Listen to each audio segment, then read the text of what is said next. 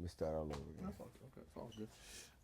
All right, we go 1, 2, 3. Yo, what's up? It's your boy Pierre. I'm over here at the Improv. I don't know, just gotta get because you know what? I'm getting excited, man. I enjoy interviewing What they you, hitting man. for? Right. Well, I'm at the DC Improv with my man DL. Again, I was here last year. Another sold out weekend, and new material. I gotta respect that. I gotta respect that, brother. Well, it's so much going on now, so Right.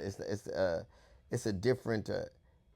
I think the one thing I know about where we are as artistically, where we are as a society, is that everything moves so fast. So all you got to kind of do is be plugged into.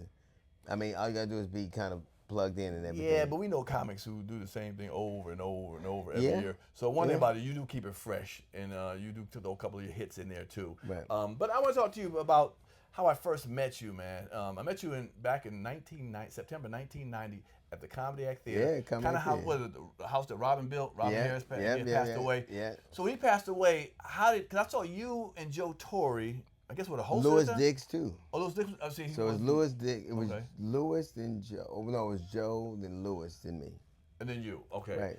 One thing tripped me out when I saw you, nigga. You was out there, not heckling, but you was doing crowd work. You was Right. snapping on the audience, Right. and I never seen that before. Right. Not a whole show, maybe Right. one or two people who Right. heckle you back, Right. but not you going out doing it. Right. Now crowd work is a popular thing, Right. But what, we had a thing called Jonah. Right. Y'all Right. call it what? Bagging. Bagging and Yeah. shit. Yeah. What made you like? I didn't have any material. I love it. I didn't have any You material. just kept it 1,000 Yeah, and shit. Just I fuck didn't. it. So Really? So now I do. So it's not as big a thing. Really? to me. Now if I don't do it, people Right. are. But I think that I was young. We're talking about 30-some years Right, ago. right. I didn't have any material. And what would a 30-year-old cat or a 20-some-year-old cat talk about that people could, that would be? For grown folk? Yes. Right. Yeah, You have a point. You're right. You know what's so funny? I came here in D.C. I came up in D.C. It's funny you said that. An anomaly was a Dave Chappelle. When I was coming up, Dave was a couple years younger than me. Right. I was killing, but I was doing fart and doo-doo jokes and Right, bathroom jokes. right. And he was doing more, intellectual Cerebral jokes. stuff, yeah. And I remember the older comics would take him as the opening act. I was like, Right. why? What about me? I'm Right, funny I'm as killing hell. it. I'm Right, killing right, it up here right, talking right, about right. shit and farting all night Right. long. Why y'all taking him? Right. But he was one of the anomalies of somebody young talking remember about when- older stuff. And when he tried out for Def Jam, they didn't like that back then because they wanted what you did. Okay. So I think that the thing, everybody is what they start out. Like you evolve basically, but your core belief system, your core wellspring of knowledge is all kind of, it can get augmented, but it's pretty much who you are is who you are. And I think it's difficult because you want to make people laugh, and so you think it's the most rudimentary thing that make that happen. Right. And so if you never challenge yourself, Right. it's kind of always harder to develop. Speaking of Def Jam, we did Def Jam together. Yeah, I remember. So let me explain to some people who don't know how Def Jam first worked. They taped some people first. Mm-hmm. Yvette Wilson, Ricky Harris. So they taped people first, and they did had six shows lined up. Right. And the show, this before it aired now, y'all, but the show had such good, feedback Right. that they decided to look for 6 more shows. Yeah. That's when we got called. Yeah. I remember getting on the plane with me, you, Simply Marvelous, rest in peace, AJ Jamal. Do you remember that? I Do you do. remember? I remember you sitting in there. You had a box, big. Yeah. And I remember, look, we went to the St. Mark's Hotel, and they So gave St. Mark's right across from the barbecue place. There was the Vince's or something. It's a barbecue place right across the street from it. in New York, right? And I remember they gave us what they call laminate, yeah. Man, I never had a laminate Me before. neither. Really? And a per diem too. I'm about to say, and the per diem is either what, $75 or $100. Now let me tell you, so the per diem, I go to check out because back then nobody had credit. Right. You could have a debit card that you would get from Vermont or New Hampshire. Okay. But nobody had credit, so when I went down to check out, right. It had $150 on it, Right, right? okay, And that I was- was right. I was like, I didn't. She said, no, sir. It's called per diem, which means per day. That's the money we owe you. Like I was arguing with them about money they You were thought they were supposed to charging give you $150. Right. Yeah, So I didn't. yeah. We were all so green. We had Right. never gotten plane. Right. I had never gotten a plane ticket. I'd never gotten a room booked Right. for me. It was a whole different thing. When you did Def Jam, were you scared when you was on No. stage? Because I was told, man, New York don't play. Because remember Apollo, they boo you. So- I got booed every time I ever went to the Apollo. But you did Def Jam first or the Apollo first? Apollo first. Oh, see, that's why. Okay, so you were kind of used to Yeah, New York. right. I had never really done New York, and I remember. Which is weird because you 3 hours, 2 hours, you were 2.5 man, hours it's drive a whole away. different world. New It York is. and DC is a different world. Baltimore and DC a whole different world. So I would imagine, but for me, I had never seen. I had always heard of everybody. Okay. Like you would hear, because we didn't have no social media. Right, sure, It was sure. word of mouth, Right, right? right, Like some right. cat come from DC. Right. Like I think I heard from you from Big Vince. Remember Vince? Vince Cook, the boxer. Cook. Yep, from Baltimore. I'd heard. Yep. So I'd heard about you. Really? Yeah, from him, or from all. Like he was the plug for the DMV, so he would tell us about all this. I'm gonna be honest. I didn't really think you knew who I was at all. To be honest, because you moved so quickly away from us. When I came to New York, and I mean LA in 1990, about a year and a half later, after you did that, you don't move. You started flying away. I was like, I didn't know you really knew me. I thought you was another comic. But as I got to know you longer, and you used to tell me, I remember you used to do this joke. Yeah, you did that. I'm like, what? One of my favorite jokes of all, like, and it makes me laugh just thinking about it. But I think back then it was the one thing I loved about what we did and who we developing back then, I do think that there was more and a sense of camaraderie without a doubt. Without a doubt. In that you would give me a tag. But it was I don't think it was the sense of like that whole piece of the pie analogy.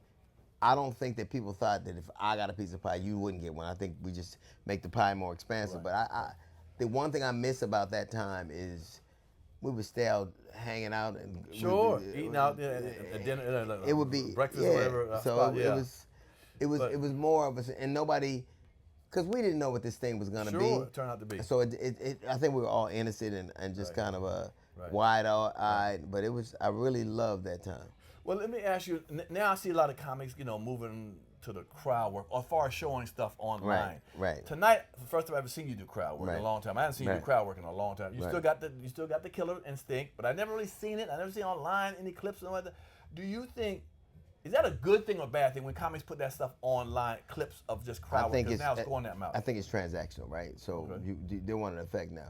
Like when we put something up, it was because we wanted people to see what we done. Okay. Now it's a marketing tool. Right. And that's not either good or bad. That's just an observation. It's a marketing tool. Right. Because now, you could. I never forget this. About 4 years ago, I was up in the middle of the night and I was watching comedy, and Toure did this thing that was so funny. Funny. That I shared it, and the next day he had 200,000 followers. So that can happen for everybody. Right. But they were raised in a system where that happened. For us, we sharing stuff we do, like even your show that you do, it's for you. You like doing it. Right. Sure. But for them, it's more transactional, which I don't have a judgment about one way or another. So to me, the crowd work I see is about people wanting to show people. Right. It's more or less an invitation. And to be honest, one of the reasons I started my podcast 5 years ago was because I saw so many acts, like the newer acts were getting put out. And I thought my generation of the 90s, the decade, was one of the best entertainment in black, from sitcoms, to movies, to videos, to rappers, to comedy, was so big that they weren't showing a lot of those comics. Right. You know what I'm saying? People. Right. So I decided to put that out, and that's why I love sitting. Everybody says their era is the best, but I think I think ours actually was. I was gonna say, give me another era to put it again. Well, here's what I will say. Okay. Before it was one or two guys, one guy. Right. I'd never seen. Right. I'd never seen an era usher in that many people who are still relevant. Right. I would say that. Were you afraid?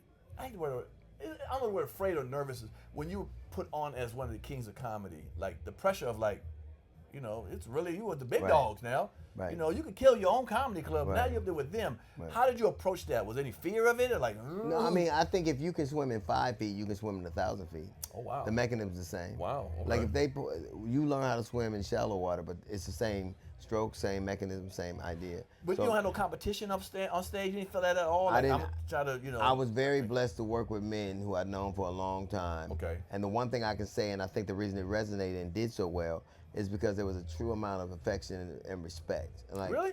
Yes, I just did. I didn't feel like, I felt like it was the Negro Leagues. You remember how everybody, it was, so it was kind of like. Right. Great players that played in the Negro Leagues. And so I didn't ever feel like that. And then, subsequently you hear about some of the things people are saying about it, but for me, it's an experience that I treasure and that I'll never forget. It's not one that I have to keep revisiting, but the only time really think about it now these days when somebody asks me about it, but it was one of the greatest experiences of my life. I don't see anything online with you, really. You know, you're more political now. We'll talk about that in 1 second. Are you gonna have you like try to get a Netflix special? You want your own thing like Ali Sadiq, put your own stuff out there, or you don't care about that? Or what's that, Rob? I think for me, I've done 11 specials. Wow, I didn't know that. 11. So for me, okay. And the last one was 2019, and right before I did the last special, it was called Contrarian. Contrarian, right? I remember that one. And the last, and as a matter of fact, before I shot it, I came here and did a long run. Okay. But I just got out of the hospital to come here and do it because I was exhausted and I was like dehydrated and working so hard, and I was like, it was such a taxing experience. I was like, next time I do that again, it's gonna be a different thing. Right. Well, what about acting? We ain't see you. Do you fuck with that anymore or not? You know, it was to me the last experience. Well, I think the last thing I did was Studio 60, or I think a Heartbeat. But I'm ready to do something now. We have a deal with CBS, so it's a different thing. But for a long time, I didn't like the way the business was set up. I didn't like the things that were happening. Right. So I just decided that I'm just going, I love this. Doing stand-up. To take me away from this, you gotta. I mean, that's what I love about radio, because it's the closest approximation that I can get to stand-up. But now, and plus you gotta have something to say. And I think a lot of times in television, I never wanted to be on television without nothing to say. Well, we were talking about earlier about true comics, and this is not a disrespect to the comics I'm about to mention, but true in your core comic. Right. There are some comics I've seen who start off as a comedy, and they get a movie or something like that, and then they stop doing comedy anymore. And there's other comics who will live and die with this. The Paul Mooney's, the Seinfeld, the Chris Rock, yourself. Your ass is still doing all these dates when you don't really have to do them. Right. Why do you think are those other comics not true stand-up comics, or? Because that money, because Seinfeld got a shitload of money, and he's still doing it. You know what I'm saying? But there's the Eddie Murphys, and no disrespect, but like there's some other comics who come back, like a Martin who really stopped really long, or certain Jamie Foxx don't do it no more. Are they just more actors? I think that they have. I think a lot of times those guys have a creative itch that's satisfied in another way. Like, you know what I mean? Like there's some people who are exposed to another venue, another art form, and that kind of suffices. But for me, this don't. The only thing that does it is this, and so I don't know what it is that is their kind of their idea of what creative fulfillment looks like. But for me, it's this. Now, I've known you for a long time. I just feel like in the last, I don't know, maybe don't get me wrong with the years, let's say 7 to 10 years, you become more political in your humor. I think that here's the thing. I think I think I always did what I'm doing. I think that now the country's tuned into a certain frequency, and I think it started because Obama was a pop star. Right. He was a cultural icon. Right. And then Trump is a cultural icon. Okay. So I think people were inclined to hear and to listen to and to receive comedy in a different way, because it was the first time many of them, it's people that voted for the first time when Obama was president. And the first time they were ever in tune to anything. Okay. So I think that with them becoming more aware of politics because of the guy they liked, I think it just they were naturally inclined to hear some of the things I said. But you're very politically astute. But I've never really seen that side of you 20 years ago. Is you saying just because Obama brought that out of you? I just think I was always doing it. I think the country was different. I think the country never paid attention to politics. Who would you pay attention to? Nobody knew who to pray. You had the Bill Maher's and stuff like that. Yeah, but they were. I always did. Man, I used to go on Bill Maher's show all the time. Right. But I think the country was ready. The frequency was set at a different thing. Okay. I think that a lot of people, particularly black people, weren't really necessarily tuned into the political realm until Obama. Okay. So they got ready to. They could hear with a different ear. Right. In a big way. Because I want people to say, "Well, I've been following politics since 1922." Yeah. There's a difference between voting and actually being immersed in it. Right. That's true. Now, with the unaliving of Charlie Kirk, because he was boisterous and out there. Have you ever gotten death threats? Because I know I don't think. Here's the thing. The one thing about America, for sure, is if you, black men have gotten death threats for just having a job they didn't think they should have. Damn. Or for breaking a home run record. Okay. or for living next door to me. True that. Like it doesn't. The bar isn't high for what Right. is tantamount to a death threat. I Right. think that with the whole Charlie Cook thing, what I'm learning now is our definitions of what is a good person or a good human being Right. are demonstratively different. Okay. Like I most certainly didn't think that young man should have lost his life. Sure. But I think he was a horrible human being. Okay. And I think that the fact that so many people would pretend like they didn't know the types of things that he said, Right. or were okay with the type of things he said, lets me know. But then again, if you're inclined to look the other way when somebody has Right. been accused of sexual assault or fraud, or Come on now. so Come on now. if you're then I can't let you be the arbiter of what a good person is, or Right, who right. is, you know, Right. who's a Christian and what humanity looks Right. like. Right. Do you fear it at all? The threats? Do you fear it? Or do you, I think that it just seems trite to me. Like, I'm not trying to change anybody's mind. Right.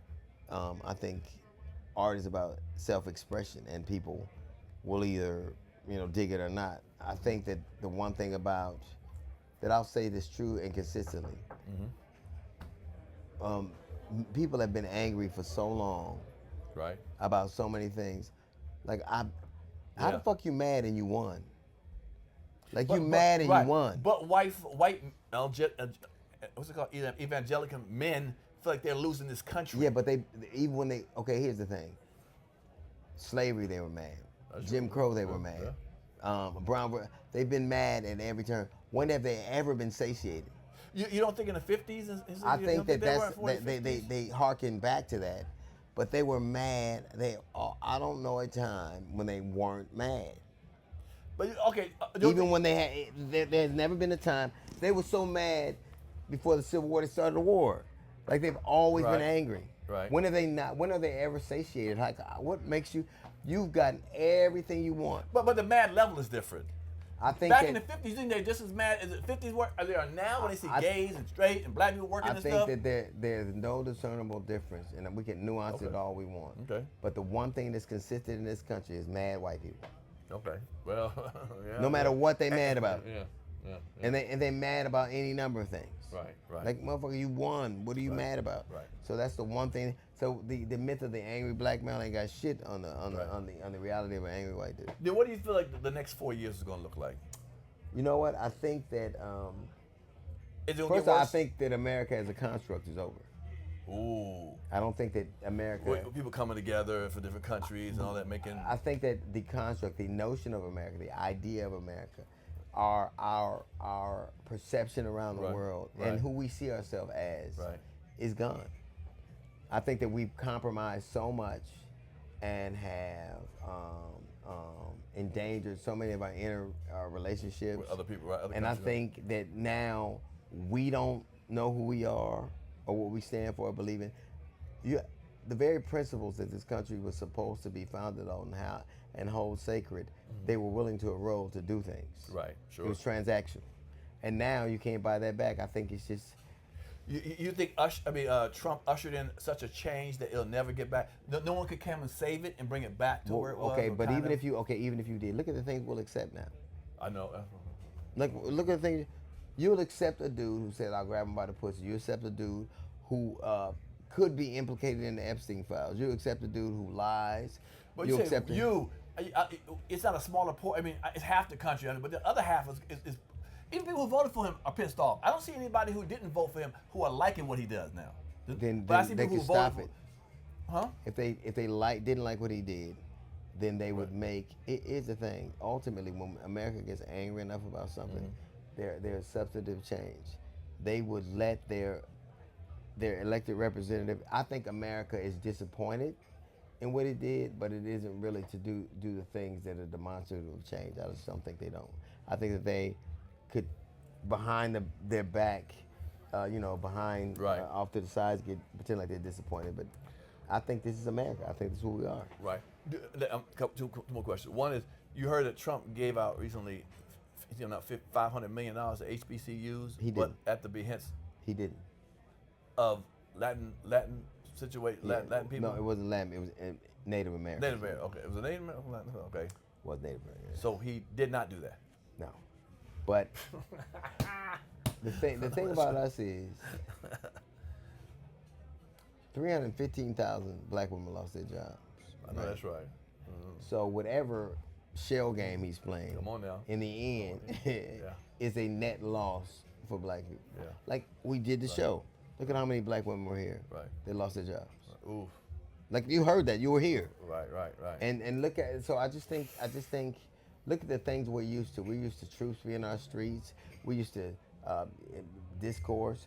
The thing I think about Charlie Kirk that scared everybody else is the first time a white guy who was representing the powerful died. Right.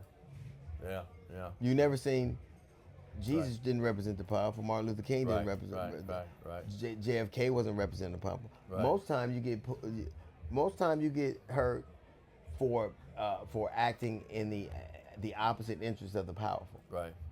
The problem for him is he was acting in the interest of the powerful, and still that's what scared him. Like I think that's what scared him also about Luigi. It's the first time powerful people. I'm listening. Okay. Go ahead. I'm listening. It's the first time powerful people in the modern era were being having violence visited upon them. Right. Nobody walked up to an executive in the middle of the streets in one of the richest cities in the world and shoot nobody down. Blow his head off. Nobody, ever killed a 30-some-year-old guy who was championing the cause of corporate America and white supremacy. Nobody ever done that. Right. So it's I think it's frightening for people. It's frightening for the status quo. Right. My bad. It's the kind of shit, it's hood shit we doing. Fuck it. We get it done. There's a Versace shirt and shit you got on. Oh, damn it. It's not Versace, it's Fendi. Fendi, act right, goddamn it. Do you think it's gonna what's happening? It doesn't feel like it's impacted you financially with the turnout. Well, here's the thing.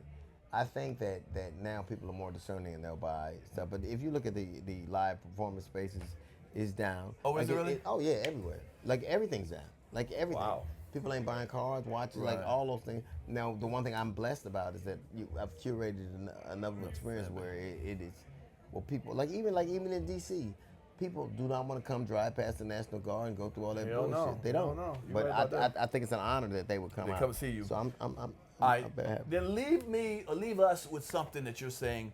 What could help, or how can we change this? What could we do to make this not be after? Because it ain't gonna change. I don't think for the next 3 years. I think he got his stranglehold on some stuff. I don't think What's it's that the next? hard. To be human. Okay. Be human. Be human beings. What does that mean? What does that mean? That means this. To me, don't tell me about being insensitive about a young a man who you like that is killed when you're insensitive about a young black man I like that be killed. Like a man chokes a man to death on the train. A homeless dude to death on the train. Right, I saw that. And then he's in the box sitting next to the vice president. Ooh. A woman calls a 5-year-old autistic kid nigga, and she makes $1 million. Right. So I think that the things you don't like. Today, yesterday, Donald Trump was talking about Joe Biden. He has stage 4 cancer with a Gleason score of 9, and he said, "Don't feel bad for him. He's What? a son of a bitch." Yeah, he said it. He said that? Yesterday. So until we have, And it's being accepted. yeah, No one's railing against that's that. what I'm saying. If That's- Obama had said that about Trump, Yeah. they'd have a fucking... Yeah, man. or about anybody. And it's because there is no détente. There's no mutual. And the thing that makes me feel bad about this whole thing is I never thought I'd be the kind of man that would cede my humanity to anybody. But now some of the things make me so angry. It's hard to be like Bill Maher was making a point that nobody mentioned Charlie Kirk at the Emmys, and I'm like, nobody mentioned George Floyd at the Country Music Awards. Ooh. But it's just the idea is that they never think that we might have a feeling about that. They never think that they never quite see us the way that we're supposed to see them. Right. And I think the kindest thing, we're growing up, what your mama said, you can't say something nice. Don't say that at all. And I think that's what black people have done for the most part. He said some incredibly incendiary things. Wow, without a doubt. And the best thing we could do is, I'm going to be respectful enough to not say anything. My silence is speaking for me. Yeah. But you want me to say something I don't believe. I'm most certainly not glad that man Right. They didn't want him to die. But Am I sad about his death? No. But it's crazy how, like, you're right, how they don't even mention or act like he said anything negative about anyone else. He's one of the sweetest Christians and all that, you know. And for him to get the pub he's getting with the parade, I think they just passed something on Charlie. National Kirk Day Remembrance. Yeah, when he's not even a political figure. I mean, you know what I'm saying, he's not even a congressman or nothing like that. Everything he said happened to him. When he said there should be public executions, when he said that people have to die so we can preserve the Second Amendment. Yeah. Wow. So I think, you know, when he said, you know, he said any number of things, and the truth of the matter is that when people say things like that, they never think that they're talking about them. Right. Sure. He wasn't. He was thinking to put the force on other people. Right. You know, that look like him. Right. You know, and it's funny how when it was a white guy, they first started off somebody from the left. Somebody from the left did it, and turned around with somebody damn near from the right. But they try to change the way he liked transgender, so he ain't a real person from the right. So Come the on, funny man. thing about it is, no matter what he was an angry white dude. Yeah. Now, if he's transgender, he used to be an angry white dude. That's all that happened. You funny. You funny. What I would say for us, and I'll leave with this. I think with us, we need to definitely now support each other more than any time ever before. But Black on black, just need to support each other. I think that there's